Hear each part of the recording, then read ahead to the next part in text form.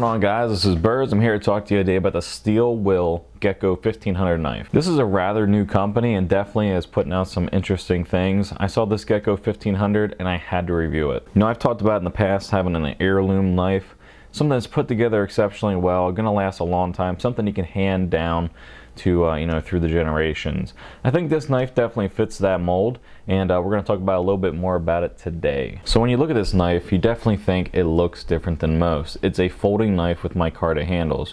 While not completely the only one that does that, it definitely is one of the rare ones that does put micarta on a folding knife. I do like the way it looks, and you can see the craftsmanship on this knife is exceptional. As I move it down the sides here, you can see how beautiful that micarta looks on the flip side. Let's look at the knife side. See, it says Steel Will right there. Flip it to the reverse. Gekko 1500 made in Italy. And it uses the N690 steel.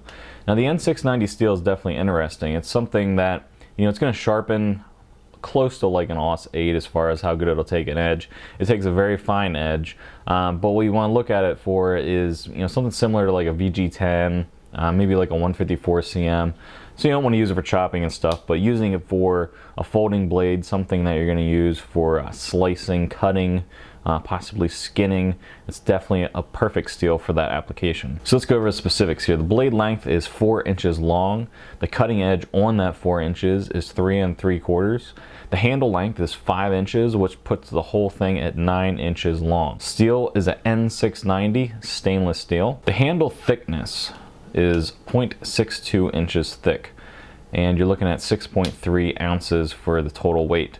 So yeah, it does have a little bit of weight to it, but I call this a gentleman's knife, a gentleman's folder, if you're looking to go a little bit bigger. So what have I seen with it over the last few months? This is the smoothest operating lockback I've ever used, and I'm not sure if that's a good thing or a bad thing. To engage this is very easy. And that kind of goes back to looking at the way they put it together and going back to, you know, their workmanship, their craftsmanship. It engages very easily. It gets into position and locks well, stays locked, but it is the smoothest acting, you know, action that I've seen with a lockback. And I'm not sure, you know, obviously you can only feel that. You can't pick it up on camera, but the workmanship and craftsmanship that went into this is exceptional. When you look here, you have a little bit of serrations up top. A lot of people call that jimping. So if you were doing something with a task where you had to choke up a little bit, you can do that. You're gonna have good control with that jimping up there.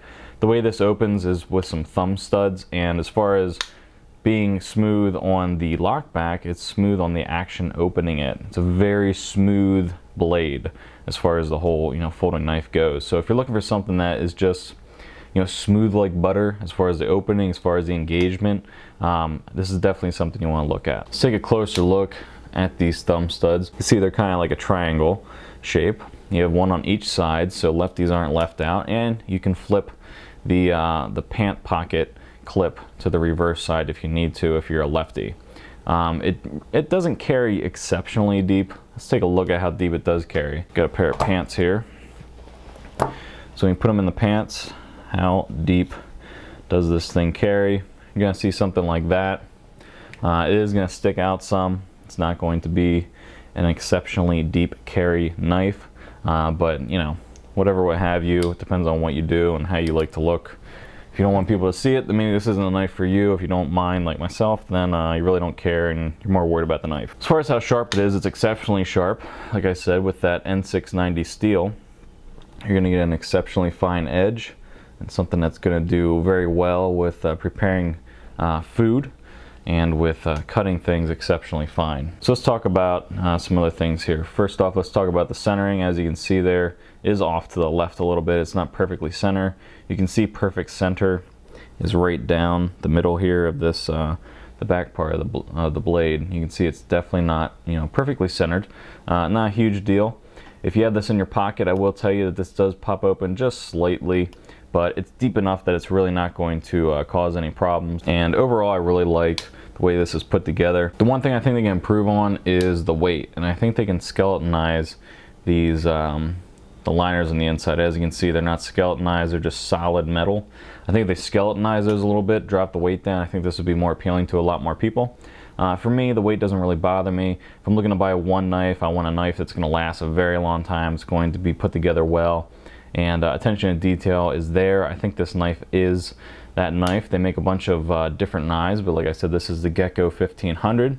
And if you're looking for a great blade, I think you could definitely put this one in the category if you're looking for like a 4-inch, kind of like everyday carry knife. The one thing I will say about this blade, compared to like say this cold steel, is this is also a lockback. And as you can see, I can put this out here and it springs right back in if you don't have it at a certain spot. I don't necessarily see that with this.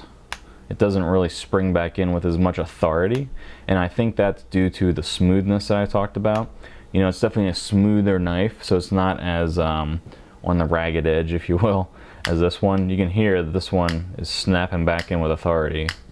If you look at this one, it's definitely not. So, you know, that's one thing you want to take into consideration. This is a buttery smooth action on this knife. So if you guys have any questions or anything, go ahead and put them down there in the comments, or contact me via message, Facebook, and all that stuff. If you guys have a steel wheel knife, go ahead and put in the comments how you like it and what your experience has been with it. And until next time, later. I found this to be the smoothest acting, or the smoothest, wow, I cannot talk today.